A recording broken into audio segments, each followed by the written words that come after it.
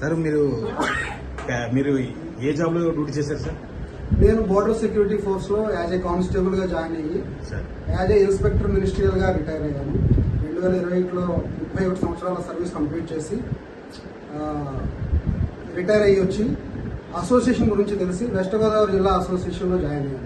మీరు ప్రభుత్వం నుండి ఏడు కోరుకుంటున్నారు సార్? ప్రభుత్వం నుంచి మేము కోరుకునేది ఏంటంటే మాకు కూడా army, navy, air force, defence force, ex service men facility ఏమున్నాయో అవన్నీ కూడా మాకు CRPF, BSF, CISF, ITBP, Assam rifle, SSB ఈ ఆర్ ఫోర్సులకు కూడా మాకు కల్పించాలి. ఎందుకంటే మేము వాళ్ళతో సమానం కంటే ఇంకా ఎక్కువ డ్యూటీ చేస్తున్నాం. మీకు ప్రభుత్వం నుండి ఏదైనా జీవో ఆర్డర్ రిలీజ్ చేశారు సార్? 2012లో కేంద్ర ప్రభుత్వం ఒక ఆఫీస్ మెమోరాండం అన్ని స్టేట్ల చీఫ్ సెక్రటరీస్ కి అడ్రస్ చేస్తూ వీళ్ళని కూడా ఎక్స్ సిఏపిఎఫ్ పర్సనల్ గా గుర్తించండి, వీళ్ళకి ex service men facilities provide చేయండి అని ఒక ఆఫీస్ మెమోరాండం ఇచ్చారు. అది కొన్ని స్టేట్లలో అమలు చేశారు. మన ఆంధ్రప్రదేశ్లో అసలు అది ఎక్కడుందో కూడా ఎవరు.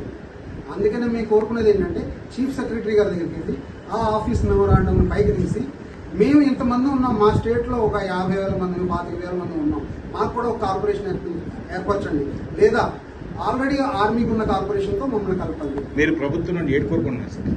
ఇదే 2012 ఆఫీస్ మెమోరాండాన్ని ఇంప్లిమెంట్ చేయడం, ఇంకా స్టేట్ గవర్నమెంట్ వారి తరఫున ఇంకేమన్నా మాకు ఫెసిలిటీస్ ఇవ్వగలిగితే వేకెంట్ ల్యాండ్. అదే సార్, ప్రభుత్వం నుండి ఇంప్లిమెంటేషన్ అంటున్నారు. 23 నవంబర్ 2012 ఇంప్లిమెంటేషన్ ఆర్డర్ అయిందన్నారు. మీరు ప్రభుత్వం నుండి ఏడు కోరుకుంటున్నారు సంక్షేమం కోసం? అర్ధ సైనిక్ బోర్డు, పారామిలిటరీ బోర్డు కావాలి. అర్ధ సైనిక్ అంటే ఇక్కడ మనకు ఆంధ్రప్రదేశ్ పారామిలిటరీ బోర్డు కావాలి.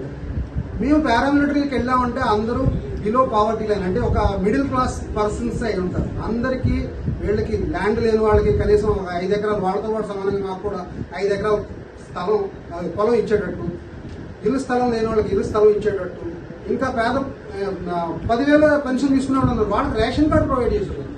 వీడు గవర్నమెంట్ ఎంప్లాయీ అని చెప్పి రేషన్ కార్డ్స్ కూడా ఇవ్వట్లా. ఏ సంక్షేమ పథకం మాకు అందట్లేదు. ఈవెన్ ఆరోగ్యశ్రీ ఇవన్నీ కూడా ప్రొవైడ్ చేయాలి. హౌస్ ట్యాక్స్ ఎగ్జంప్షన్, ఇంకా వాళ్ళకి చాలా ఫెసిలిటీస్ ఉన్నాయి. ఉద్యోగాల్లో రిజర్వేషన్, పిల్లల చదువులో రిజర్వేషన్, ఇవన్నీ కూడా మాకు కూడా కల్పించాలని. సైనిక్ స్కూళ్లలో వీళ్ళ అడ్మిషన్స్, అర్ధ సైనిక్ స్కూల్స్ తో పాటు అర్ధ సైనిక్ స్కూల్స్ కూడా కావాలి. ఆర్మీ వాళ్ళ రిటైర్మెంట్ తర్వాత కూడా వాళ్ళ రిటైరీస్ ని కన్న బిడ్డల్లా చూసుకుంటారు. మా పారామిలిటరీ ఫోర్స్ లో రిటైర్మెంట్ అయిన తర్వాత ఆ డిపార్ట్మెంట్ కి, ఆ పర్సన్ కి సంబంధం లేకుండా అయిపోతుంది. చచ్చాడా చచ్చాడా ఏమీ సంబంధం లేదు. కాబట్టి మాకు కూడా డిస్ట్రిక్ట్ లెవెల్లో కాకపోయినా కనీసం స్టేట్ లెవెల్లోనే ఒక బోర్డు ఏర్పాటు చేస్తే అంతా మొత్తం డేటా ఆ బోర్డు దగ్గర ఉండి వాడు ఏం చేస్తున్నాడు, వాడికి ఏమైనా రీహాబిలిటేషన్ కావాలా, ఉద్యోగం కావాలా, అవన్నీ కూడా ప్రొవైడ్ చేసి వాళ్ళకి మనం అందజేయగలిగితే రిటైర్మెంట్ తర్వాత కూడా వాళ్ళకి హెల్ప్ చేసేవాడు.